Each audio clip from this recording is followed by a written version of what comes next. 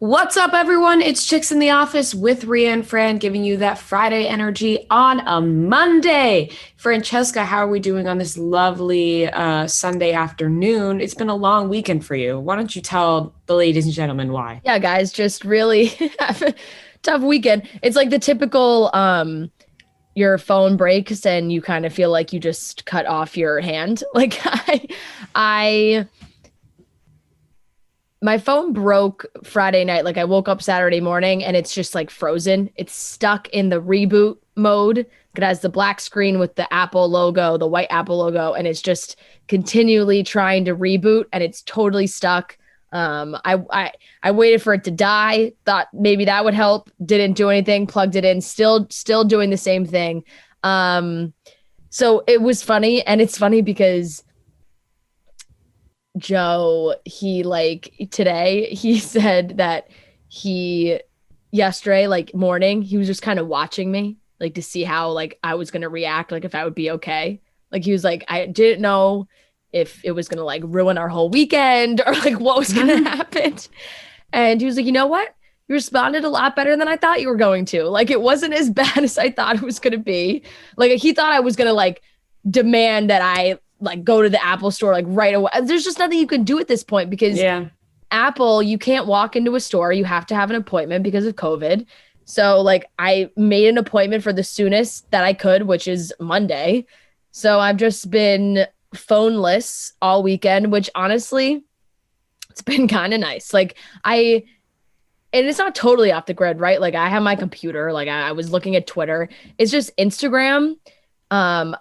Instagram, I have my two-factor on. So it's like when I log in, it sends a text to my phone, which is not working. So like I can't, it won't let me log in anywhere else. So I haven't been on Instagram, Twitter I have on my computer. So just, could see what everybody was talking about on Twitter and some football games. And other than that, just kind of been off the grid. Like I sent two messages on Twitter to you and to Casey, being like, if you guys need me for any podcast stuff, like I don't have my phone.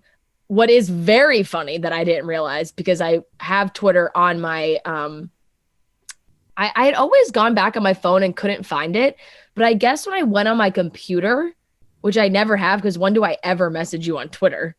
Never. Our last Twitter messages are literally the first messages you ever sent me, ever in the history of our relationship.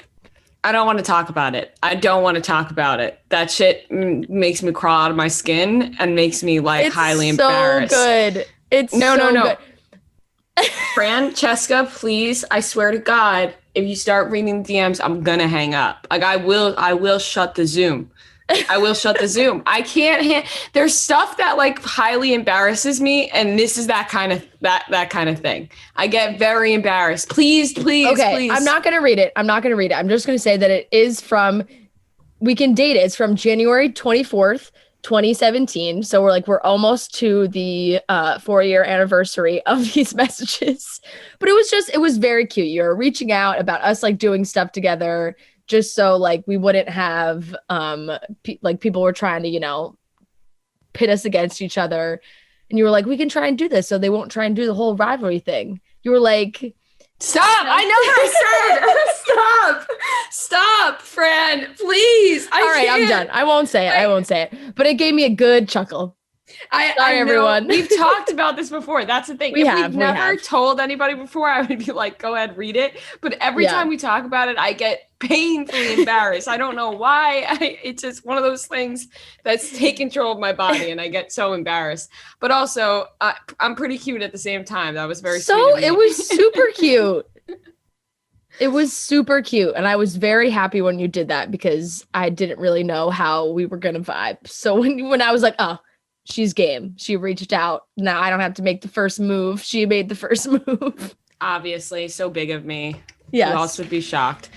Yep. That I started this. But it was great. I loved it. But it was just funny when it was just it took me back. It was like a time machine when I just opened Twitter to be like, literally to shoot you like a quick message to be like, hey, like my phone's broken, like just so you know. And I'm like, oh shit. That is like, how are these our last messages on Twitter? These are the only times we've ever sent each other a message on Twitter. That's bizarre, first of all. And also, I feel like it puts you back in such a weird space because you're like, oh my God, I feel like I'm back there. I'm 4 years ago. I haven't accomplished anything at this job. Trying to start something. Such a weird feeling. But not having your phone is also a great feeling. You probably feel refreshed. It's always great to get away from your phone. I wish I could throw my phone out the window sometimes. So I'm almost a little bit jealous yours broke, except I've dealt with that before. So I'm not as well. Yeah. Still a pain in the ass, but also kind of nice to get a little bit of a break. And I also made sure that my mom knew that my phone was broken because I've like turned my phone off before, and I always have my phone. That the one time I did it like a few summers ago when I had first started dating Joe, and I was like trying to be all cool and like, yeah, like I'll leave my phone like at the house all day, like no worries.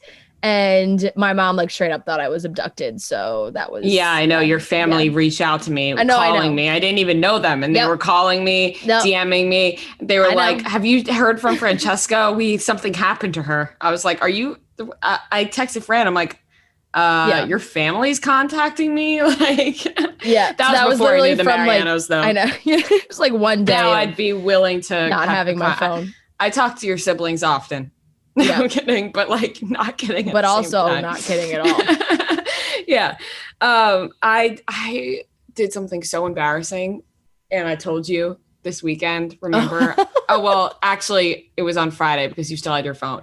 Yeah. And I texted Fran and I was like, I forgot about this. Oh my God. I did something so embarrassing and I need to get it off my chest because I can't live with the guilt anymore. So since I've told Francesca, and I think I could tell everybody else now. Yep. As we all know, I've been trying to just like be motivated, get right back into the right headspace, actually cleaned my entire apartment, top to bottom, throughout everything. Like the place is spotless. I love it in there now. Just really like trying to get going, trying to stay motivated. And I was a little under the influence and I was scrolling on Instagram. And I've been rewatching season 5 of Love Island. And I saw Amber from Love Island's Instagram transformation post. Now, go look at her Instagram if you want to know what I'm talking about, because these transformation posts are insane. Yeah. And like I said, was a bit under the influence, and literally under the influence, because I ended up buying Amber's new workout plan called Amber Flex. When I tell you this workout plan is like any other simple workout plan you could find at the drop of the ones in the back of your head already for free, because everybody knows YouTube. These simple workouts in their head, or on YouTube, or literally on Instagram, anywhere on the internet, you can find these workout tips. And I paid $40 for it. I paid $40. I paid $40 to sign up for amberflex.com because I hate myself so much that I signed up for amberflex.com. And now Amber looks amazing, but I was dying because I got under the influence. The funniest part of this was when I first saw her posting those Instagram posts, was number one, like, wow, Amber looks amazing. Number two, reading the caption and then getting to the bottom, and it's like, if you're interested, like, please inquire at like blank email. And I was like, is Amber scamming people? Like, what kind of deal is this? Like, what's going on? Like, it seemed like a little shady that I was like, oh, I wonder like what this situation is. And I got to find out because you bought it. I can't believe I fucking bought it. I would never in a million years fall for something like this. And yet I saw these transformation photos, which, by the way, when I read it too, I was like, that seems like a scam. Yeah. And then after like the fourth one that she posted, I was like, God damn, she lost a stone in 6 weeks. I don't even know what a stone is. Like, I had to look up after I bought it. How much a stone is? I was like, how much is a stone? Because she kept being like, I lost a stone in 6 weeks. Yeah. I want to lose a stone in 6 weeks. I completely fell under the trap, and I can't believe I didn't. But now it's like a 6-week program. And like I said, it's like any other workout that you would do. I now have to do it. There's no other choice besides the only way to justify the purchase. Me doing this, because what if I do it for 6 weeks and I'm fucking shredded at the end of it? Yeah. And then we're like, all right, Amber, thanks, flex Amber. On. Keep on flexing, because Amber you're flex doing a good with thing. like 4 X's. Yeah, it can almost be a porn site. Like it's I don't recommend paying for that, but I'll let everybody know how it goes, because I'm going to do it now. I have to. I told Hank, he was like, all right, yeah, you got to do that now. There's you have no option. You can't pay for Amber Flex $40 and then just sit on your ass. Like if you like I want to get in shape so badly, but I'm also so lazy that I paid for something, like almost thinking that once I press play, I don't have to move and my body's just going to transform. As soon as the payment goes through, I'm fucking toned. $40 to get shredded at a click of a button. I paid $40 and I probably still won't get shredded. Yeah. So. Well, we'll see what happens. We'll see what happens. I started drinking hot water with lemon this morning. It's the first day. Is that part of the program? No, that's something I've added into my own program. I saw Brody Jenner doing it, and I was like, you know what? Hot water with lemon in the morning is fantastic. Oh, is it something you do? I mean, honestly, I used to be an intern at this place in LA, and this guy came in, like this big, like important person, and he was like, can I have some hot water? And I was like, what? Like, who drinks hot water? Just that just seemed like the most pretentious thing. No, hot water with lemon is fantastic. I do not do it. I should do it, but I do it on the times when I feel a little groggy, or like I feel like I'm getting sick, or like my throat is a little sore. Because it's very soothing with a little honey. Saw Brody Jenner doing it, and I was like, you know what? Brody Jenner still looks so good. Like every day he looks so good. And now I don't know what Brody Jenner is doing. You're just being influenced left and right out here. I just need to just get to it, you know? Every week I'm like, it's 2021. 2021 started for me yesterday. It did. I cleaned my entire apartment. I made a charcuterie board. I made tacos, and I also made dessert. Wow. Okay. I put on a goddamn show in my apartment on Saturday night. Goddess. And I'm a wifey, and it feels good. But this is what happens. I do this like every other week, and then. Did Hank bring home Jen Atkins' book for you? No, but I'm at the office right now. I'm gonna take it home with you. No, I'm on it. Guys, if you haven't read it yet, I highly recommend. And I know Jen was obviously on our show. We interviewed her, and it was fantastic. I'm now on my second read of Blowing My Way to the Top by Jen Atkins, because now I read it and was like, oh my God, I feel like I didn't even retain everything that she said. And now I'm going through it again and highlighting shit. Jen, I want Jen to be my life coach. She just gives great advice. I didn't really realize what I would be getting from the book, but there's so many great lessons to be learned, and just great things that she has in the book, and how she stays motivated and organized, and all of her goal planning that she does. She always writes all of her goals down, and everything that she does. It's a lot of great ideas. And I was starting to do some of it. So I want Rhea to do it with me. So I am telling her to get on it. I will. It's 2021 now. It actually happened on Saturday. It really turned the new year. No, it really started. It's January 17th. It has begun. We're in it. I can't believe we're almost at the 1 year mark of when Corona happened. It still feels like a few months back when we started quarantine. It's been a year. It's been almost a year. The babies are popping out now. Yeah. From the beginning. I saw people that I know that got pregnant, and they're like, oh, quarantine baby. They're like, any day now. I'm like, oh my God. Life really comes at you. Yep. People are having like full blown getting pregnant and actually having the baby like all under the same time. But yeah, no, all in a year. Who would have thought? Yeah, it's. I have that thought all the time as we get closer to, people are talking about it more and closer to that like March date when shit really hit the fan, at least, kind of in New York and everything. So yeah, it's crazy. It's been a long year. It has been. But I think it's time to get into the topics for today's show. Yes, please. And also we have a great interview that everybody's going to be excited about. I know they will be. I hope we were excited about it. No, they'll be excited. We're going to be talking about Lynn Spears and her rant about Tesla and killing multiple cats. It's a strange story, so buckle up. It's very, very bizarre and interesting. A little update on Armie Hammer. More information has come out. Scott Disick was seen with a cast member from Love Island. And we have news about Bachelor in Paradise. And a certain someone was seen with G-Eazy from The Bachelor. So we'll be talking about that. And we have an interview with James Lafferty and Stephen Colletti. You guys know them. One Tree Hill, Laguna Beach, icons. Great interview. So let's get into it, starting off with Lynn Spears. Lynn Spears posted this odd Instagram story this past weekend in which she blamed Tesla and Elon Musk for the killing of multiple cats. Now, Noah, play the Instagram story because it's quite odd. I know that there's such bigger things to worry about in the world right now, but somebody's got to let Elon Musk know that the Tesla is a secret cat killer, and it's a problem that we've really got to fix.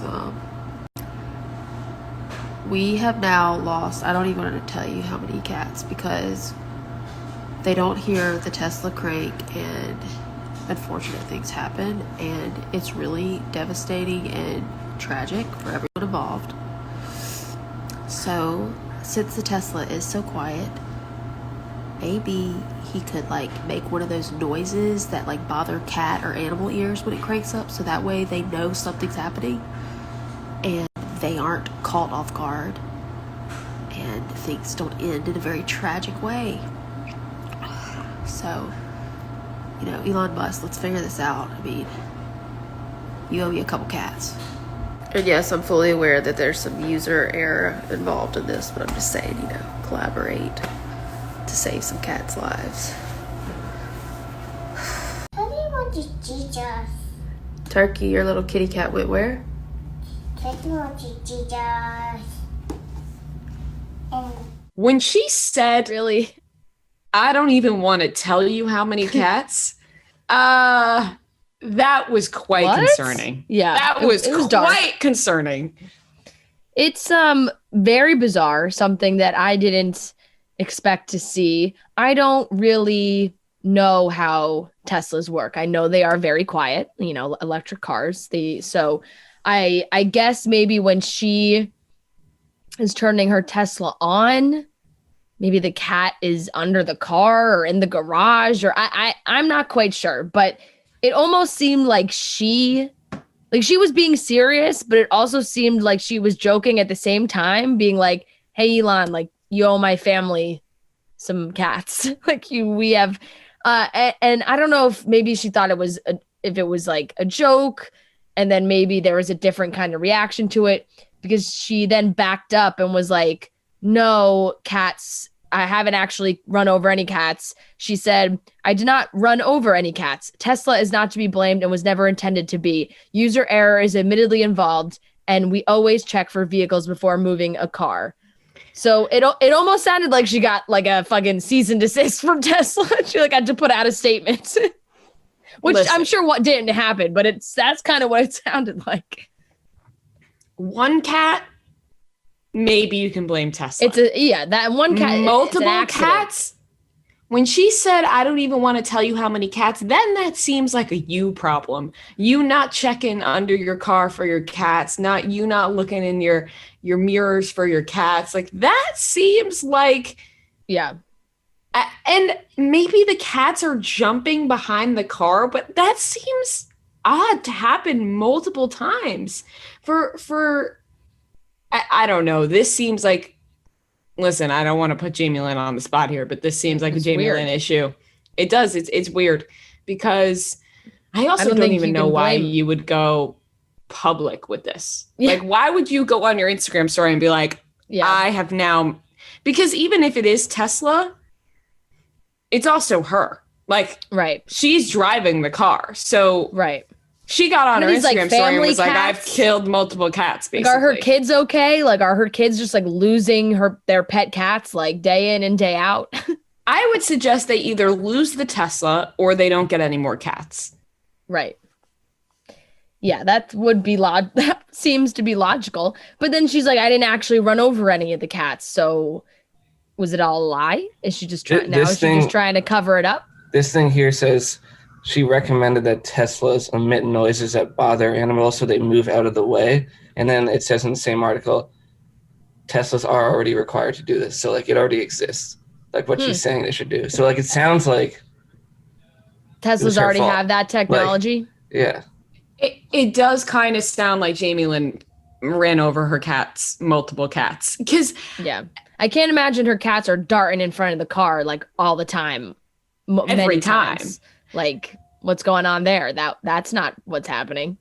What I'm stuck on is the like, I don't even want to tell you how many cats, because say it was 2 cats. That is an absolute unknown number.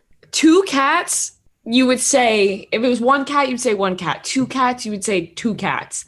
3 cats, 3 plus is, I think 3 plus is, yeah.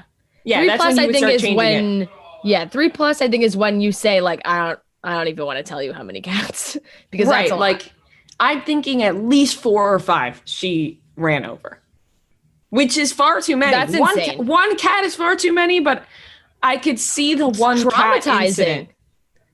You would think after the second one. Extremely traumatizing. After the second, the first one's traumatizing, right? The first sweet little cats. The first one, you can't even believe this happened. Yeah. Oh my God, what a tragedy. Holy shit, we just ran over the cat, or the Tesla ran over the cat.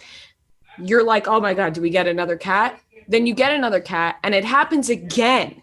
Then you're like, oh my God, I'm never getting another cat again, or I'm getting rid of the Tesla. Do you then get a third cat and it happens again? I don't know. It's really hard to digest, actually. The whole thing is very bizarre. It is. It doesn't really make a lot of sense. And I wish I had some kind of explanation. I don't. We don't know how many cats. We don't know how this was happening. Like, at first it sounded to me like you're driving down the street and you accidentally, the car is so quiet, you don't realize maybe what ran over a cat by accident. But this seems like an in-house problem. Like, it's like their own cats. I thought maybe it was like somebody else. Like, this seems like it's their cats. Even if they did run over multiple other people's cats, it would be crazy. You don't run over that many cats. No, driving. I know. That's why it's very confusing. That's insane. Very confusing. Yeah. This is so random, but somebody I follow, Chantel Jeffries, Chantel Jeffries, right? Yeah. I follow her on Instagram, and she has multiple cats, and she also has a Tesla. I'd be interested to hear what she says. She also did that remix with Jamie Lynn Spears. That is did Jamie Lynn Spears run over one of Chantel Jeffries' cats? It's a very bizarre connection you just made. Conspiracy. But it seems like she would be the one to get answers from about this situation. Should I DM her and be like, hey, just wondering, what are your thoughts on Teslas and cats? Yeah. Have you had any problems? Cats, and you also have a Tesla. And it appears that one Jamie Lynn Spears thinks that Tesla is out here killing cats. So that would almost be the reason why I'm saying it's not possible, because I feel like Chantel Jeffries would have ran over her cats already. Yeah. And the cats, tons of people have cats. You would think that if this was a Tesla problem, there would be thousands of people talking about how their Teslas are killing their cats. Yeah. So Jamie Lynn Spears. Bad driver. Yeah, that kind of seems like what it comes down to. Like, this is more of a her problem. What happens now, though? Now that Lynn Spears has basically admitted to murdering multiple cats, is that taking it too far? Is that she's never saying that? No, I don't think so. But she's never going to talk about it again. I don't think. That was like the way that last statement read was like, deny, I didn't do this. It's not Tesla's fault. And like now she's never going to speak on this matter ever. You shouldn't be allowed to get another cat at a certain point, though. Correct. That is also correct. That's just straight up animal endangerment. You shouldn't be able to have your license after a certain point as well. Yeah, that too. After the third cat. That too. However many cats it is. What's the magic number? We don't know. We've talked about figs many times before in the past year, also about how much we appreciate our healthcare workers at this time. And right now we have a code for you from Figs. And I think that Figs is the best scrubs in the entire world. Now, listen, I'm not a healthcare professional, but I've heard it from healthcare professionals before and from reading the reviews online, how much people love Figs. I know my family members have used them before, and we've gotten people that are fans of the show that also use them and love Figs and how comfortable they are and the new technology that has been focused on making Figs the best design and function and comfort that you can get. Figs' proprietary Phionics fabric features Silverdor antimicrobial and 4-way stretch technology, which is they're also moisture wicking, anti-wrinkle, and are ridiculously soft. Plus, there are lots of pockets, which I feel like is very, very necessary when you're a healthcare professional for all those tools that you have, incredibly useful for a stethoscope, pens, pen light, scissors, tape, alcohol pads, whatever you need, pockets to carry that. They have everything you need with their core scrubs, and they stick around 365 days a year. They're never going out of stock or style. So if you are one of those awesome healthcare workers that are working right now, Figs wants you to wear the best scrubs you deserve and enjoy 15% off your first order. And if you're working on the front lines, thank someone that is with the best scrubs in the world, Figs will give you 15% off too. So use code CHICKS15 at checkout. Head to WearFigs, that's WearFigs.com, and enter our code CHICKS15 at checkout. Get ready to love the scrubs that you are in. We have some more details about the Armie Hammer situation. It seems like his Finsta, his fake Instagram, has been uncovered with some very, very strange posts from Armie Hammer. I can't believe this man has been walking this earth. First of all, he seems like a fucking monster. And second, I can't believe that he's been posting these on a fake Instagram, with his face in it. One of the pictures is his face and he's bragging about how DMT hasn't shown up in his drug test. Another one is the picture of the drug test saying, there's nothing worse than divorce. It says, divorce is so fun. Not as fun as drugs, but what is? I can't put into words what Armie Hammer has been posting on his Instagram, his fake Instagram, especially this other video he posted of his hotel room with a woman in lingerie on the bed. And it's very strange. He's like, the whole thing is... He's doing like a hotel room tour, but like being like, oh, here's this girl like all ready to go on the bed that he's not acknowledging to be like, oh, like this is my hotel room. Nice setup. I read there was a Page 6 headline that said that he has a quote unquote God complex, which clearly checks out because you have to be so deranged. This guy is so fucked up and abusive and terrible that like you have to really be a special kind of a narcissist to like do all this shit, but then also post about it on social media.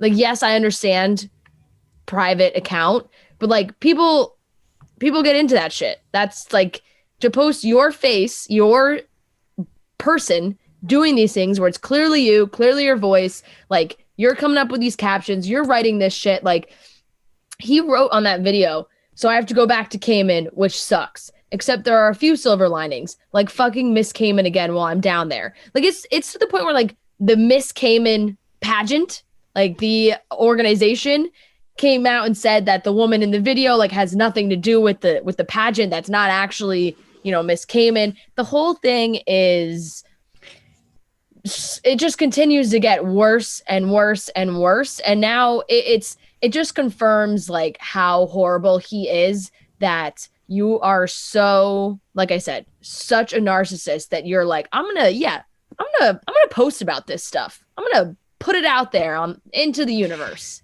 He really seems like a genuinely terrible human being. Like every part of him, everything that we've seen now, everything that's coming out, all these stories, he seems like the worst person, a genuine monster, to be quite honest. And also there's been so many texts now that have been revealed of him and other people where he is like a master manipulator and also just gaslights every single person he talks to. Like the text I was reading before was so bizarre, where this woman was trying to explain to him how she was feeling and what he had did to her and how it affected her. And he was like, can you not involve me? It was very weird how he wouldn't take any responsibility or understand why she was saying he had this effect on her. Like he was like, it doesn't, that's how you're feeling. It doesn't have to do with me. Like, what, Armie? What? He is really just honestly disgusting. And I would hope that somebody, or actually Hollywood in general, would maybe like speak up against this guy and be like, hey, we're done with Armie Hammer. Move studios that have worked with him. Maybe people have worked with him. Like, nobody's saying shit. It's just all this shit is coming out about him, and nobody in Hollywood has really said anything that I've seen, or like, you got Bella Thorne defending him, which is fucking wild, by the way. Like, what is wrong with you? You see all these messages and you don't think to yourself, this possibly like could be real? Because how does somebody come up? And my question is, for the people who think it's fake, how would somebody sit there and come up with these types of messages? If you're making up messages, you don't automatically go to cannibalism. Like, that's insane. So that was my first thought when it was like deciding between if it's real or not. And then all these women coming forward, ex-girlfriends coming forward, and then his old Instagram posts on his main page that were very weird and, eyebrow raising. And then now his fake Instagram, where he just seems like a real piece of shit. I honestly feel really bad for Elizabeth Chambers and their kids, because she didn't know what kind of monster she was dealing with.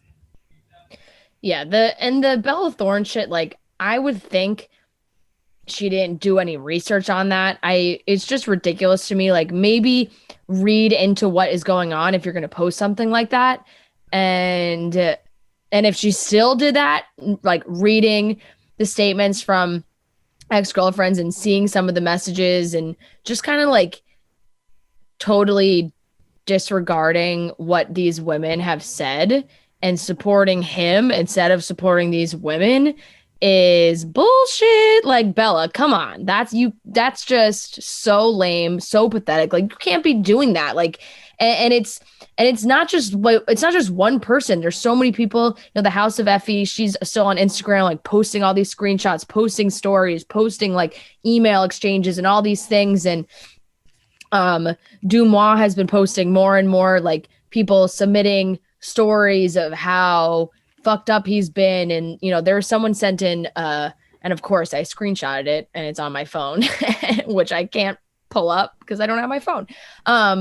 But it was just like a whole long submission from someone on the island talking about like how he has been such a loose cannon and Elizabeth Chambers has been so great and she's done great things for their community.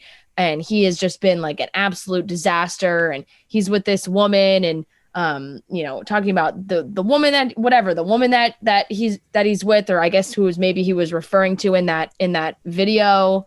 And it just is a bad situation. And like we said, day in and day out now for a week straight, more and more continues to come out to support the fact that this guy is a monster. He's terrible. He's absolutely awful. And like you said, like if we're in this point where we are we are giving him an out, because I feel like it's almost where his publicist or whoever it is that works for him is like, let's just let all of this come out and make it as bad as possible and look as bad and like make him look as bad. And then we'll send him to rehab. We'll say he learned from his mistakes, and then he'll get to like come back into society and like do shit again. And if that's the case, fuck that. I hate that. Like, that's just like, I saw a couple posts saying things like that, and I just like, damn, if that is what happens, like, I'm going to be so pissed, because that is just such bullshit. It's such a cop out.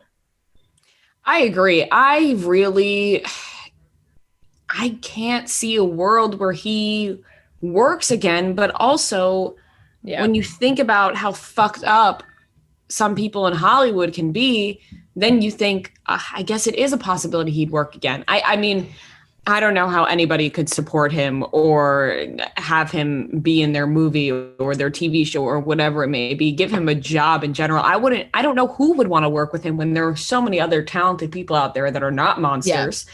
And then look at this guy walking around. Yeah. This had so today, Phil Spector dies, right? Like, he was a big music producer. He was convicted of killing a woman. Straight up murderer. He died in jail. And like, all headlines and articles are like, famed music producer, like talking about his accolades and his accomplishments and everything he did. And then it's like, they go through it all. And then he's like, oh, and by the way, like, he was convicted of murder, like, for killing him. Like, what? Let's maybe not. Can we word this a little bit better? Like, hey, he fucking killed someone. Like, why are we eulogizing him in this wonderful light? Like, are you kidding? It's insane the lengths people would go to defend certain people just because of like a talent they have or how famous they are or whatever it may be. Yeah. Like, that's like, I feel like cool. He worked with the Beatles and John Lennon had nice things to say about him. He still murdered somebody. Like, straight up murder. Yeah. Like, I feel like people don't realize the sense of the word murder sometimes. Like, he killed somebody. Like, he straight up murdered somebody. Yep. I feel like with Bella Thorne, like, Bella, she has really, in my eyes, she's taken a turn. Like, there was a point where we were like rooting for Bella Thorne. And of course, sometimes, we are, but she says some things and does some things, man, where I'm like, you can't defend it. You can't defend it. And it's also like, I feel like she thinks because people have like spread lies about her or whatever it may be, that she's like defending Armie Hammer, because she's like, I know what it's like to like have lies spread about me. And this is all a lie. Armie Hammer's not a cannibal. And it's like, why would you come out and say something like that if you don't know for sure? Like, you don't know Armie Hammer. Or like, why are you coming out? No reason to get involved in this. No reason to get involved. And you're just like throwing yourself in the ring to be like, he's not a cannibal. Meanwhile, there's some serious allegations against him, in which I believe. I believe all these women. I don't think that they would be lying and making up these stories about him. And everything that we've seen come to light matches up. He's insane. Armie Hammer is insane. I don't know how this has gone uncovered for so long, how crazy this man is. And you know what? I was going to say he's probably like on drugs, but he is on drugs. There's no probably. Yeah. He's posting that he's doing DMT and all these drugs. And I mean, play with whatever you want, but I think when you're doing DMT every day, you're probably going to start seeing some shit on the regular, and it's probably going to fuck up your brain. Yeah. No, he's totally deranged, and it's ridiculous that it's like that. And obviously the cannibal part of this was shocking, and it's a word that is not thrown around a lot in everyday society, obviously, of people that are fucking cannibals. So it's just like, the shock factor is so crazy. And then when you really like sit with it for a week and see what these women are saying and see what's happening, you're like, okay, this guy got away with so much shit. Rich, well, claims that he's broke now, but at some point, rich, white, handsome man, who is gotten away with everything that he's been doing for so long. And now it's just like, yeah, I'm gonna believe that this is the shit that he was pulling, and especially with all of these women coming out and talking about it. So we are officially an anti-Armie Hammer podcast. I don't know. Yeah, it's like, what exactly is are they going to try and do with him? I don't know. I just don't understand when these things happen, how people could just run around freely. Like Armie Hammer is just living. He's probably doing the same thing right now. Like it's insane. You would like to think that like that would, but like we said, with the legal situation, it's like, how do you navigate that? Was there shit signed? Was there not shit signed? Like, the system doesn't protect these women to begin with. So how hard, like, is there a case to be? There's so many deeper details that we don't know when it comes to like, oh, how is this guy just fucking living his life now wherever he is? But I don't know. Well, I guess we'll just have to wait and see what happens to him. Scott Disick is hanging out with Eyal Booker from Love Island. I think that this picture confirms a lot of things. He posted this. It did seem like maybe a throwback, not necessarily a throwback, but it didn't seem like that dinner was happening that night. But it was Scott, Eyal, and one other guy. And everyone's like, what? Like, is that Eyal from Love Island season 4? Like, what is happening? How do they know each other? But it just goes to confirm more that Scott has something going on with Amelia Gray, Amelia Hamlin. Amelia, her sister Delilah dates Eyal. So it was maybe some kind of hangout, everybody chilling together, Scott, Amelia, Delilah, Eyal. And, we talked about that story of Megan from Love Island putting Scott's DM on blast on her Instagram story, being like, I got this DM from Scott Disick, like, this is wild.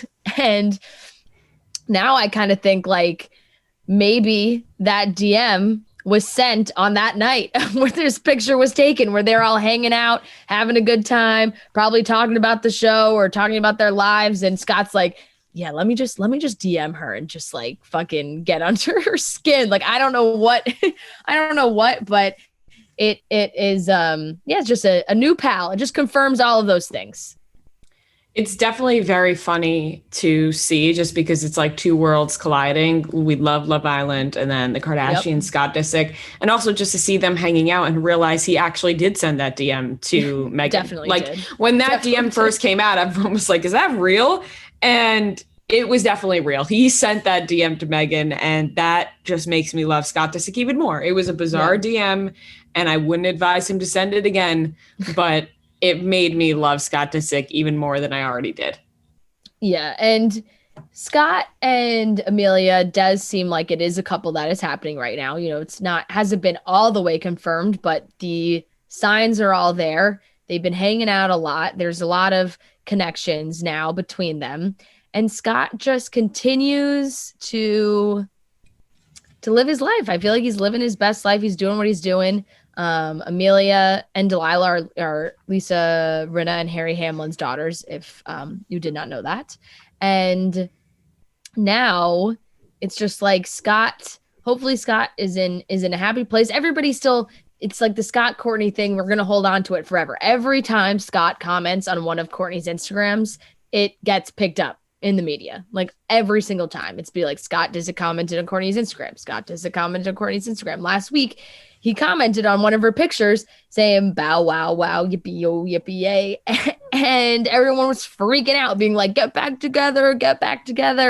But I love that, he comments that shit on her post now, because it makes me think that they are in a great place and they have a good relationship, and Scott can hype Courtney up and be like, yeah, like, way to go, Courtney, you look fucking great. And like, they can co-parent and live their lives, and Scott can also date whoever he wants as well.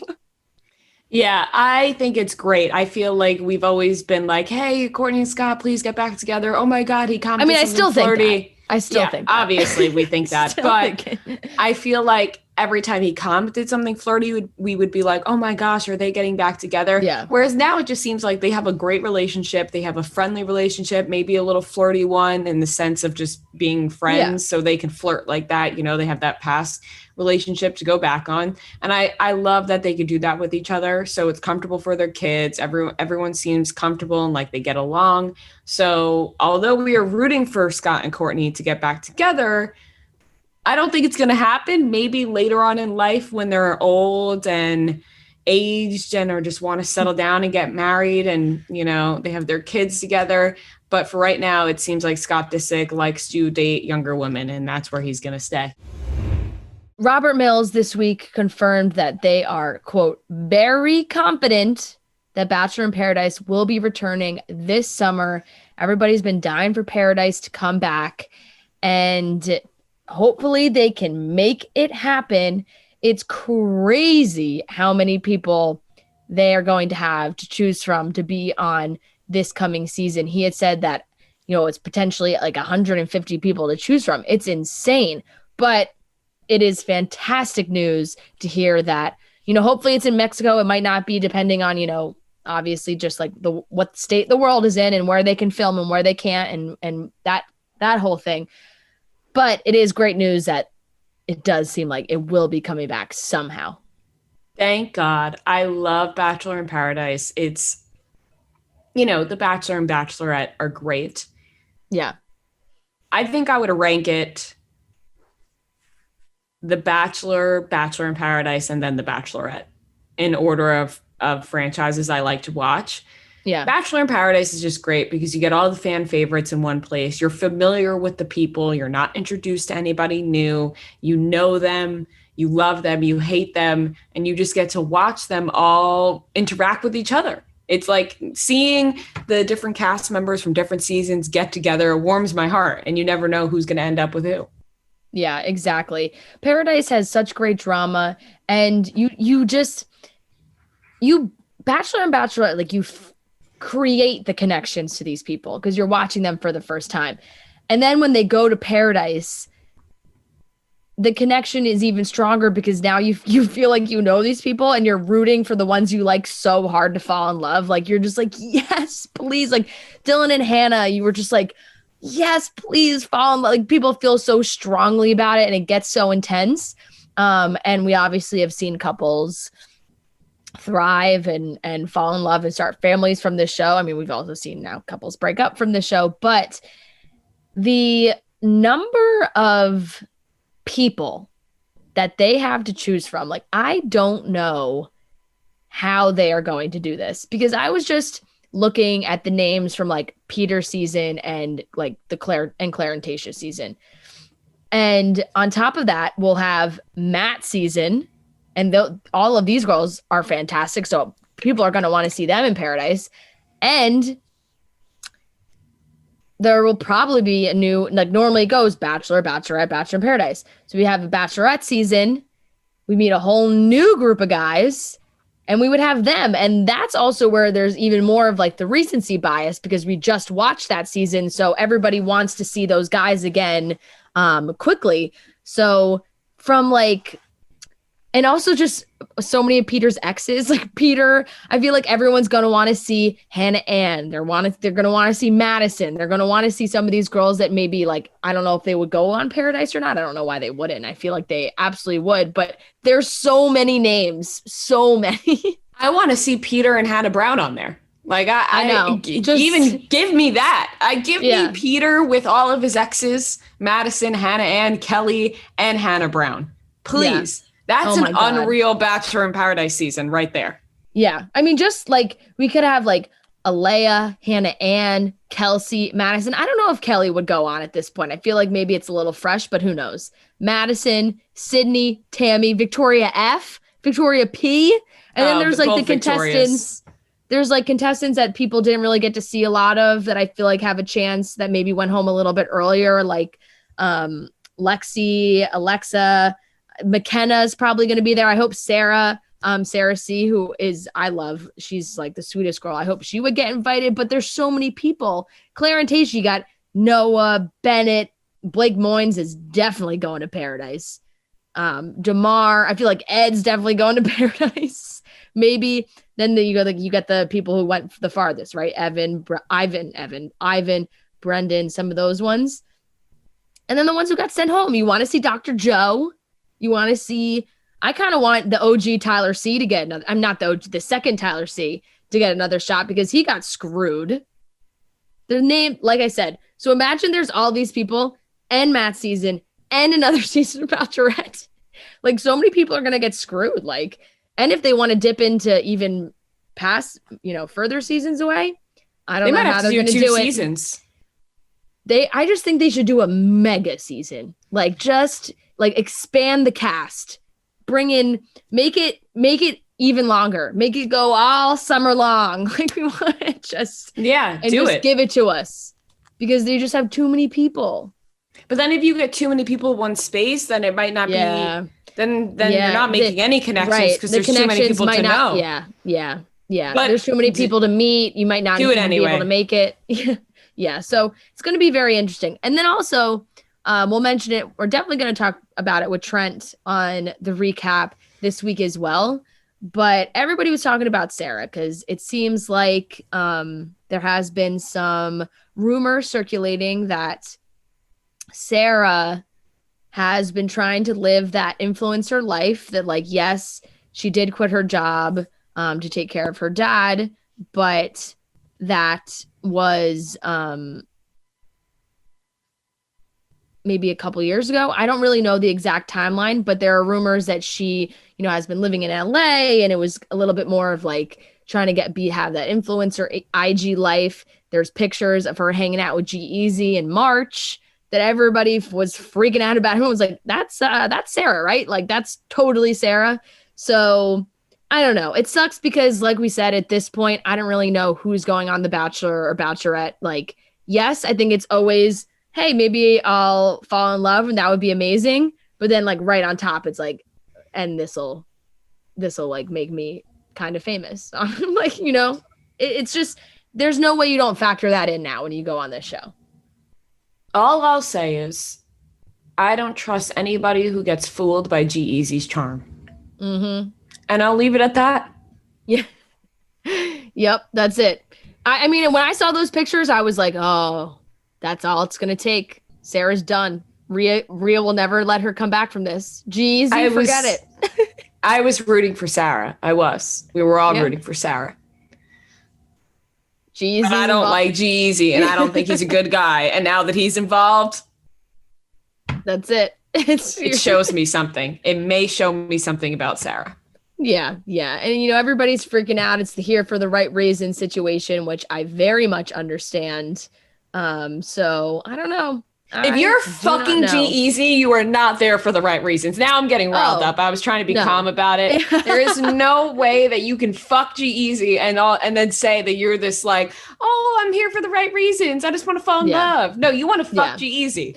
Who definitely doesn't want to fall in love. Right. You can't come on the show and then not be honest about I get it when those are the reasons for coming on, but when you go on, you're like, oh, I'm just so desperate to fall in love with Matt. Like, then you're like, all right, now you sound like you're just lying now because that's not why you came on. Like, yes, Matt is amazing and a perk, like, but clearly there are some other motives here.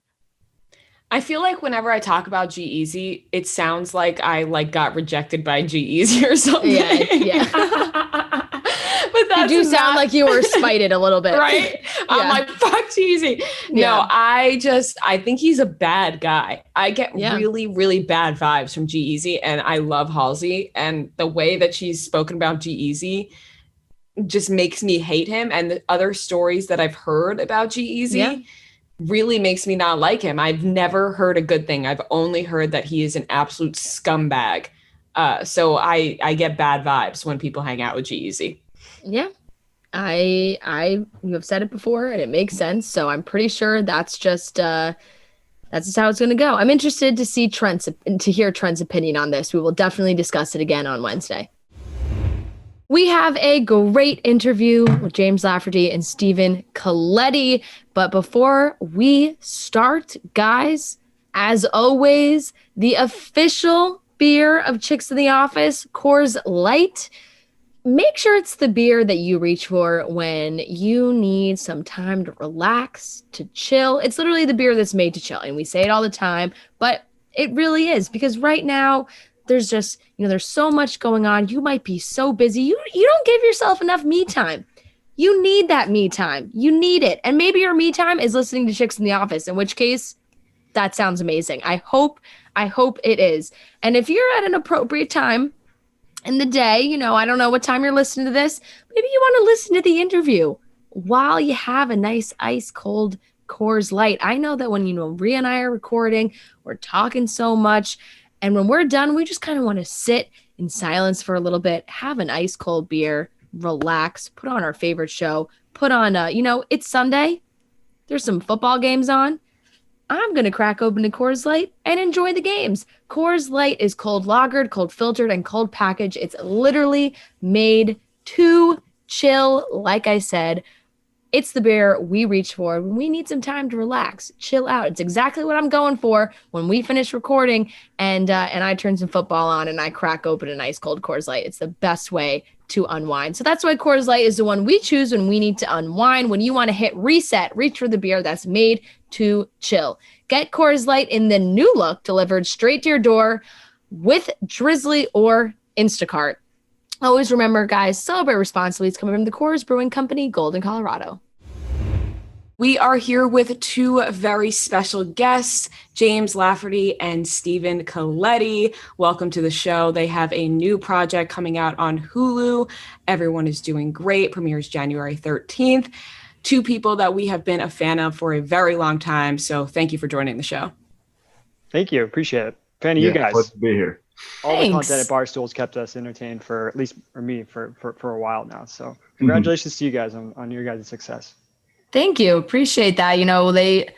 Us and our coworkers have definitely tried very hard to keep people entertained these last few months. I mean, basically the whole last year of just random things that worked. So glad that it's glad that it did work. You guys are content behemoths. Yeah, and Stephen, you have given us content actually, because we've talked about you a lot in the past few months. Not gonna lie. Oh no. We'll get to it. But first, all good things. Let's talk about this new project you guys have been working on. You started it, you wrote it, you produced it. Let everyone know what this is to you guys. And it's going to be on Hulu, which is I'm not like just saying this, it's my favorite streaming service. I talk about it every time. It's my favorite one. So let's hear about this.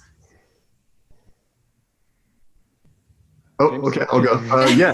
So, that's cool that you said that, because Hulu has been our favorite streaming service for a long time. We just love the content that's there. And as we were developing the project, we always kind of felt like we were making our show to be on Hulu. Like that's, we always wanted to make a show that we would want to watch. And most of the things we want to watch are on that platform. So we're really grateful to be there. And, as far as what this is, everyone is doing great. It's a labor of love that we've been working on for the past few years with our sort of filmmaker family here of, friends and colleagues that we've worked with in the past. And, we pulled it together independently. We shot a pilot that was about three people that were on a show called Eternal, which was like a Vampire Diaries type show. It was like a huge success, but now it's 5 years later, and the three leads of the show, Andrea, Jeremy, and Seth, they're still really tied together, but they also, in being tied together, they're really tied to their past, and they're reaching this time in their lives when everything's sort of changing for them in their early 30s, and they're realizing they don't know nearly as much about life, or have the capacity to deal with what life's throwing at them in the way that they did when they were younger. And so really the show's about, these three cast members sort of leaning on each other, but also sort of pulling each other down in these ways, and all the, comedy that comes from that friction. It's really, really cool. It's a great idea. I mean, it makes a lot of sense because it feels like it is pulling from obviously real life things for you guys of coming off like a hit show and just trying to do different things, do different projects, and how much. And I will say, I do remember like when you guys first did this and I saw on Instagram you guys posting about it, I was like, this is a great idea. Like, I really hope a streaming service picks it up or something like this. I mean, you guys have been working on this since what, 2018, even before that, maybe? Yeah. I mean, we were just hoping to shoot the rest of the season, and it was that was kind of the first hurdle after we shot the pilot. And that, I mean, we felt pretty strongly about just the potential of the show after shooting that. And again, like James said, just getting this, pulling in favors, getting friends, family, everyone on board, like, hey, help us out. We want to make this show. And that experience, worked out pretty well. And so to take that next leap of faith, it was like, you know what, we can take it out to the industry, which we did a little bit to see if we can get interest. Basically, no one was like, meh, we're good. So we're like, you know what, we really want to make this thing. What can we do? And there's some great TV festivals out there, kind of like where indie film was a little back in the day. And so we were able to get in there. ATX in Austin took us on as like the only independent pilot. And that's where we launched this crowdfunding campaign. And so we just, from there, we're, like, let's get, people around this, and maybe they get a little taste, they'll be interested. And so, to have them come on board, really not knowing exactly where this was going to end up or what we were kind of doing, was really nice. But again, we had this, like, James had worked with these filmmakers, done a couple of movies with them, the Nelms brothers, Michelle Lang, Johnny Durango. It was like this little filmmaker family, and they were, helped get behind us and filmed all the crap that we didn't know, all these weaknesses that we had trying to create something on our own. They were able to come in and kind of lift us up and like propel us through, shooting that pilot and having a good experience on that, and then saying, you know what, fuck it, let's crowdfund and make the whole season and see what happens. Can I cuss on here? Yes, sure can. Yeah. Trust me, I got it covered for all of us. But that's awesome. And I love how involved you guys are in this show, like from all different angles. You're in it, you wrote it, you produced it, you really just like threw yourselves into it, directed it. And I feel like that's got to be way different than what you guys were probably used to, right? You're put on a show, you're told what to do, and that's that. But now you guys have total control. Or, most control.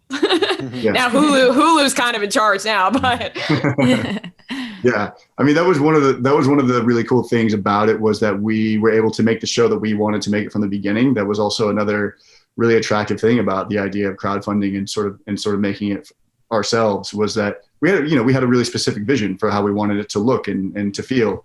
And that this process allowed us to execute that way. But it's much different than just being an actor and showing up to set and having everything kind of happen around you. You're when you're producing and directing and writing and all this stuff, it's like you really are wearing too many hats. And I think ideally for both of us, we wouldn't have had to wear so many hats. It was just that we were literally operating on this shoestring budget and we had very few resources. So, that's one of the things I feel like looking forward, we would love to wear less hats and and delegate a little bit, because it would make our lives a lot easier, and it would make it just a lot more fun to sort of just easier to settle into the creative process of being an actor and being in front of the camera. Because it is a challenge to sort of, be focused in your scene with the actor that's sitting across from you when you are at the same time thinking about everything that's going on around you. It's a totally different world for sure. Yeah, you're jumping all over the place, but it shows how talented you guys really are. Appreciate that. I remember at the end of the day, like some of these days, at the end of the day, I'd feel like, oh, I am way in over my head here. Like you get in after like a long day of shooting. And then, there's just a laundry list of emails and things to attend to on the producing side, and then prepare everything for the next day. It was really this crash course in something that was like almost careful what you wish for. It was wonderful to like have the opportunity where we're like, man, am I going to enjoy this at some point? Because I'm fucking exhausted. Yeah. But, was this done before like lockdown and quarantine hit? Did you guys shoot all of this? Yeah, we shot it all at the end of 2018, right up until the holidays there. And then 2019, we started editing it, James and I, and did it through the year.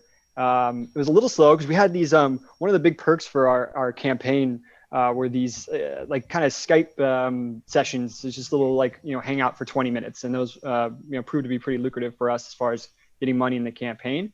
But we had to stop every day for like 3 months and do 2 half-hour or 20-minute Skype sessions to meet these people. So we'd edit for a while and then stop, do this, and then continue on editing. So it definitely took us some time to get through all of that and all the other stuff that we had to fulfill for the perks and whatnot. But just basically editing all the way through 2019, and then the end of 2019 and all of last year trying to sell it. So yeah. Yeah. And now it's almost like you got to relax a little bit after, I bet, with the lockdown and everything, just kind of like, whew, in some sense. Yeah. I mean, he was like, not really. Go ahead, James. Oh no, I mean, I think there's, I think this is like just so indicative of the entire process. Like every time we get to a certain benchmark or milestone, we think like, okay, we've made it past this part. Now it's all going to be smooth sailing. But there's always work to be done. There's always new things and new challenges and new curveballs. Like even once you are, the day before you're being distributed, like there's other things going on that are integral to the process of releasing the show, and that we hadn't anticipated because we, as actors in the past, have always just been sitting at home oblivious to all this stuff going on while somebody else is doing it. But now we're doing it and we're like, oh wow, there really is a lot of work in making a TV show. I guess there's a reason people don't do this very often independently. But I will say like yes, it is a huge relief to just know that the show is going to be streaming on Hulu. A, because it's Hulu. B, because I think the toughest thing about the whole process was the uncertainty of it all, of just like doing all the work and believing the project so much, but really having no idea where the road led.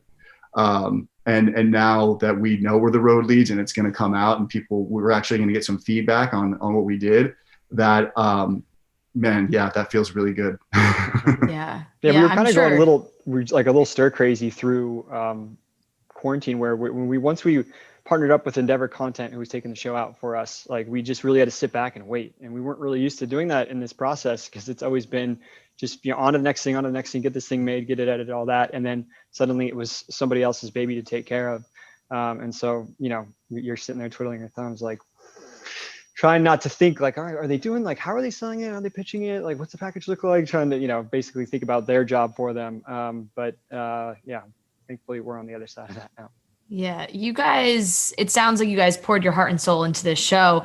So can you guys talk me through like getting the call from Hulu? Like when did you guys know that this show was going to be on everyone's screens, everybody's phones, however you watch Hulu? Because it sounds like you said, you kind of had to sit and wait for the call to come. So how did that happen and how did you guys react? Yeah, that's actually a really cool story. So before we actually sold to Hulu, like we'll just rewind a couple months. It was the beginning of 2019, and we had tried every which way to sell the show, but there was really no template for selling a finished TV show. And our reps and our whole team, like everybody was doing everything they could. They believed in the show, but at the end of the day, it was like, what do we do with this? Nobody out there is looking to buy a finished TV show. So how do we sell it? Like, how do we get past the gatekeepers here? And we had sort of given up. We were ready to self-distribute, and we were about 2 weeks away from actually just, pressing the button on launching it on, for VOD basically, right. Renting the episodes, things like that. And then my brother, who's a producer on the show, Stuart, he had a producer friend who had worked with this company, Endeavor Content, who are this huge sales agency, and they do a lot of great work. And so my brother's producer friend connected him with an agent, because this agent was like, I think I could do something with the finished TV show now, because there's nobody making anything, because we're in March, April right now. We're in a lockdown. All productions have stopped. All of these streamers they're going to have a hole in their scheduling come the end of 2020, beginning of 2021. So this agent at Endeavor watched our pilot and saw a lot of promise in it, watched the episodes. And, from there, we had this agency finally that could sell the show. And it was like, okay, all right, we're not going to self-distribute anymore. Put that on hold.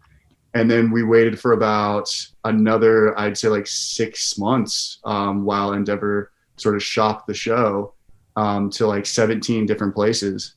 And those were some those were the toughest months, I think, because, it was just like watching that list of places that potential buyers just shrink and shrink and shrink and shrink and shrink. And so it's like down to Hulu. And then I remember just like being at the park with my dog and my fiance, Alex. And I just like laid down on the grass, like face down, like my hands and legs spread out. And she was just like, "Are you okay?" I've never seen you like this. And I was like, I don't know if I'm okay. Like, I don't even know what's happening right now. I was sort of destitute. And then I'm not kidding, 30 seconds later, my phone just goes bing.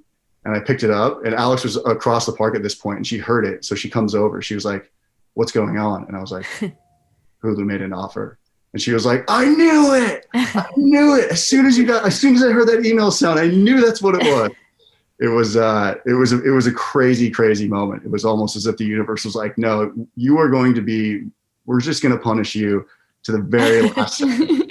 We're going to wait until you have completely given up to actually. Yeah, you had to be face down in the dirt for them to be like, okay, now we can call him. Fine, we'll give it to him. Somebody from Hulu was in the park and saw you, and they're like, this guy's on the edge. Like, we got to give him the show. That's perfect. But that's awesome. I honestly got chills listening to that. And like I said, I fucking love Hulu. I think that Hulu is like, Netflix is great, but I personally like have this thing with Hulu that I just love the shows they put out. I love the old content that they put on Hulu. I just feel like they have everything. And that's like the perfect place to be. That's a dream scenario, your show getting picked up on Hulu. And especially at this time, like you said, there's like a lull period of, the people didn't get to finish their shows. Second seasons of shows were supposed to be filming and coming out.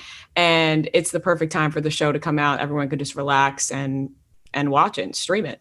Yeah, that's what we're hoping. I remember when James was sitting in that park and he had gotten, I guess, the email for Hulu. I had like a day where I was actually taking my mind off of things. My nieces were in town, and it was one of those things where, and James and I talked about this later, where we were kind of like, felt like something was wrong for a while, something was just kind of like this cloud following us around. But that day was actually like kind of a release. I was hanging out with my nieces, and at the very end, it was like 6:30 p.m. and I was sitting at the dining room table at my parents' house with them, drinking orange juice. I don't drink orange juice. I don't like orange juice, but we were drinking orange juice. And James is FaceTiming me. And I'm like, why is James FaceTiming me? And I was like, he never FaceTimes me. And I kind of was like, put it down. I'm like, well, I should probably answer it. So I answer it, and he's like, you check the email. And I was like, he tells me right then and there. And I just started wildly swearing right in front of my nieces who are 4 and 6 years old. And then I started to apologize to them. And in those sentences, apologizing to them, I was also swearing, like a sailor. So it was definitely one of those moments that you won't forget for sure. Yeah. I'm so fucking sorry. I'm just so fucking excited. Like, holy fucking shit. Holy fucking shit. Oh my God. So fucking sorry. So fucking sorry. So fucking sorry. You know what? They got to understand. It's a very exciting moment. It's just going to happen. Yeah. They just giggled at me. Steven turned the camera around on them and they were like this. Yeah, they just had a straw with their orange juice. Like, this guy's weird. No, they got a lesson. When you're excited, you're allowed to curse. There you go. I like that. That was great. You guys have both been on shows in the past that we have been big fans of. Obviously, you were both on One Tree Hill, which is that how you guys have stayed close? Yeah, we met. We were a couple just young knuckleheads in our early 20s when we first met on that show. Yeah, we've had a few of the cast members on recently, actually. Chad Michael Murray was on like a few weeks ago, and Hillary Burton. And I ask everybody this same question because I'm very curious about the way people feel about like iconic roles they were a part of when they were younger. And then, people always associate you with that role and it's always talked about. How do you guys? Kind of sounds like this TV show too. Yeah. How do you guys feel about the time you spent on One Tree Hill and then the aftermath of it? Yeah, I mean, it's a good question because I think, it can be it can be viewed as like a double-edged sword. I guess it's like it might be difficult for you to be seen as something else after you're part of something that was, that was as beloved as One Tree Hill. And that is definitely something that we explore in the show. It's like, how do you actually move on to that when so much of your identity is wrapped up in it? But at the same time, like the reality is for me personally, I look back on that experience so fondly because I was so young when I started the show and I learned so much on the show and I had my first opportunities to direct and I had never lived anywhere else but Hemet, California, where I grew up. And, to be able to move to the East Coast and live in a town like Wilmington, which is so wonderful. I just felt like I grew up on that show in a lot of ways. And And then when I stopped the show, I had a lot more growing up to do.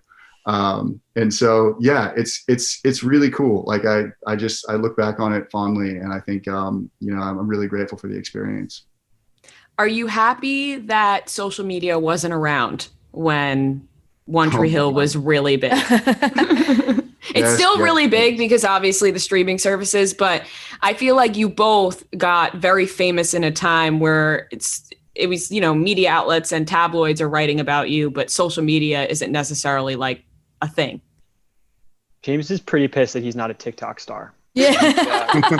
Really you probably could be. He missed his calling there. Yeah, exactly. That's so funny. No, I feel it's funny. I always talk about that with friends from high school. It was like, I think Facebook came around right when we hit college. And by the way, I understand the irony of me saying this. I was happy that there was not social media when we were in high school, just for that whole, just the aspect of the pressure of all of that and it kind of consuming everyone's lives now.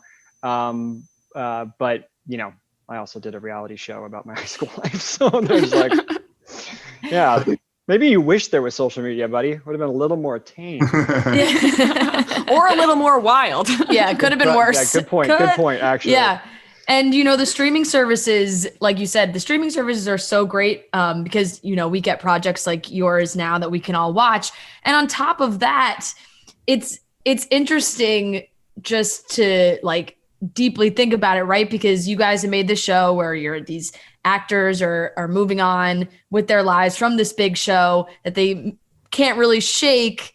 But with the streaming services now, it's really even more hard to shake it because you can go back and watch One Tree Hill a million times, which is, something Rhea and I have done before. You can go back Laguna and watch Beach. You can watch Laguna Beach and be like, wow, and you watch Laguna Beach for the first time and you're like, you think you're watching you now, but it's you in high school.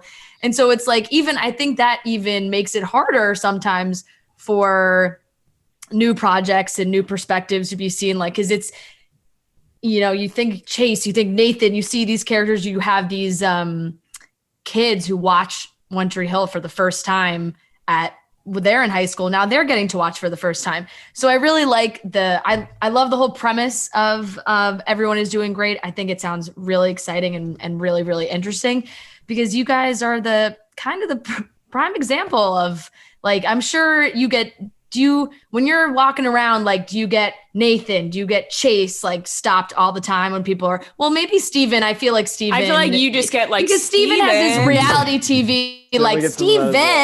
Yeah. We get Kristen's Steven from time to time. Yeah. But I don't know. We feel like James and I have talked about this in the show. Like these characters, we wanted them to come from like a seriously larger than life show, like number one in the zeitgeist, like Twilight, comparison for or Vampire Diaries. And I don't know, it feel like it's just never been that crazy for me, or I feel that way. So, I feel like it's, it's not something that, was ever overwhelming where like at the grocery store all the time, you're getting recognized. But we wanted to play with that idea in the show. And it's just, that's what we did with making these characters, the characters that they played on their show within the show, larger than life. And then really having like basically quite a fall from that point. So that's what we did, but it's, we could obviously relate in a way, and we know the world well. That's why we felt like it was important for us to set it in this world. We know the entertainment industry. We know what it's like to be on a teen drama.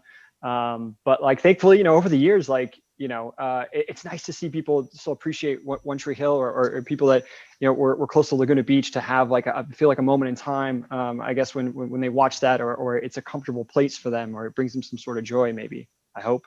But, so I think that it's, we're grateful to have that. And we've also, moved on with our lives to be able to do other projects, other shows, films, TV and stuff like that. So, it's not necessarily a bad thing to feel like there was this one thing where people can't shake that they know you from. I don't think it's a bad thing. Yeah. It's like almost like a comfort thing. It makes other people feel comfortable in some way. And Steven, I mentioned, I mentioned in the beginning of this interview that, sorry, someone's at my door. should I answer it? I mean, could be somebody good. I don't know. Sure, answer it. Sorry, I'm sorry to interrupt. No, it's fine. I mentioned that we had been talking about you in recent months because of Kristen Cavallari. Obviously, you guys were like hyping it up on social media. I feel like Kristen got back into she knows how to make people talk about her, has been in the reality TV game for a long time. She posted that picture of you two, went on Instagram Live, said you were the best kisser. People were like, oh, we need Steven and Kristen back together. What were your thoughts on that whole thing? It was, I think that the picture caught me off guard as far as the response. I had to turn my cell phone off there for the day. It was overwhelming. It was weird because it was just like, you already feel uncomfortable about random numbers calling your private numbers. You're like, you'd look at it and like, who is this? When it's happening kind of nonstop all day. And then like random people coming out of the woodwork texting me like, hey man, how are you? What's up? You dating anybody? Like honestly doing it, thinking that I'm not, getting what they're saying, like, oh, really cool. All right. Anything like, do you have anything serious going on dating wise? And I'm just like, does this person just think I'm an idiot? I'm like, this, So a lot of uncomfort in that area. But Kristen's doing her thing. It was good to see her. We have a good friendship after all these years. So it's nice. That's good to hear. It definitely is because it ties back to, you can watch all these shows forever. And so people still tie you guys together. It was so long ago. It's just like, but that's I told her she owes me another dinner. I was like, she owes me dinner. Right? I bought when we hung up, but I was like, after that, I lost a day of work because of you. I turned my phone off. So you owe me dinner. Yeah. That is very, she'll post very another fair. Picture of you guys at dinner and then the cycle will start again. It just is never ending, but it was definitely gave us, some good quarantine entertainment. We were just like you said. But yeah. It's okay. What we do. James, you work on this show with your now fiance. And I think that's really, really cool. She seems fantastic. How did you guys meet? Like, cause I think it was on the Royals, right? The set of the Royals. Yeah. So we met while I was directing on the Royals. She was obviously starring, and I directed successive episodes of that show in successive seasons after that. And we got really close, and that's how we started our relationship. And then she was just totally, a natural fit for Everyone Is Doing Great, because she really helped us pull it together. I mean, it was her that was in my ear going, why don't you write something that we can just shoot together, like that we can just shoot on our own with our own money. And, that way we don't have to keep going down this road of like, writing scripts and pitching and just getting rejected at the door. Like we could just make something. And so she was an integral part of the process from the beginning. And then to go on and shoot, continue shooting the season and build her character more and more through each of the episodes was just, it was just awesome. It was really great that I already had the experience of working with her, because that made things very easy on set. I think it could have been kind of nerve-wracking to work with your fiance for the very first time ever while, everybody's pulling together an indie production. But we, thankfully, just like the rest of us in this whole process, we'd had a lot of experience working together already. Yeah, that's awesome to hear, because I feel like there's sometimes like a negative connotation working with your significant other. I work with my boyfriend in the same place, and everyone always asks us like, oh, that must be miserable. I'm like, no, it's really not. So when you can make it work, it's always a great thing. Yeah, absolutely. And I think, times are changing, I guess. You know what I mean? I could see how maybe like from like the days of yore that might have been stigmatized or something, but nowadays, everybody, we all just have so much to bring to the table that I just don't see why you wouldn't do it. Unless you really had different creative sensibilities, then I would say maybe it's not a good idea. But when you share creative sensibilities with the people that are close to you, it can be the most wonderful experience to actually create together. Yeah, that's awesome. And we'll wrap up quickly. I do have one final One Tree Hill question. And like Rhea said, because we have had Chad, we had Hillary, and don't it's funny scare them, Fran. No. I'm not going to scare them. But I'm just saying, like, it's funny because the people who listen to our interviews are like, guys, stop asking all the same questions. But it's so interesting to hear it from you guys and your characters because it is such a beloved show. Where do you think in this year or in their future Nathan would be right now and Chase would be right now? What do you guys think? Or what would your dream situation be for those characters? Oh, that's a good question. Well, I guess they'd be quarantining. Yeah. Yeah. Safe. Nathan and Haley probably have like 7 kids right now. And they might be regretting it because they can't leave the house. I feel like Chase would be in a lot of trouble right now because he would have hopefully a couple of bars under his belt at this point after moving on up from bar manager to the bar owner at the end of the run there. And now that we can't do that, and obviously seeing live music is difficult now. So I would see that, but I'd see him getting creative about it. I think he would be the one hosting like outdoor shows, parking lot shows, setting up a stage outside, and you can almost picture all the friends rallying around trying to get people to keep Trick alive. Yeah. Wow. And then the Barstool Fund steps in. Yeah, I see the episode already. There you go, the Barstool Fund. Then that steps in. It's a whole thing. That's good. I saw what you guys are doing with the Barstool Fund. That's really awesome. It's good work. Yeah. Thank you. Yeah. Erica are doing a great thing. A lot of money. They really are. In. They really awesome. are.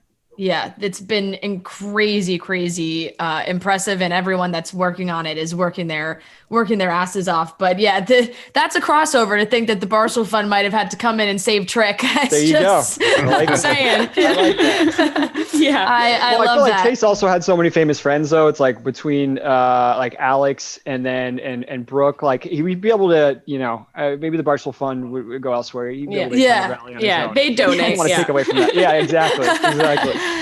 Yeah. Well, that's awesome. Thank you guys so much for joining us. Everyone go stream. Everyone is doing great on Hulu. However you watch Hulu, go watch the show. We're super excited about it. And thank you guys so much for coming to talk to us. Appreciate it. It's been a pleasure. Thank you. Thank you guys. Thank you guys. All right, we'll see you. See ya. Thanks. Bye. All right, that wraps up today's episode of Chicks in the Office. We hope that you had a wonderful weekend, ready to start this week back up, and we will talk to you on Wednesday for the Bachelor recap. Love you guys. Bye.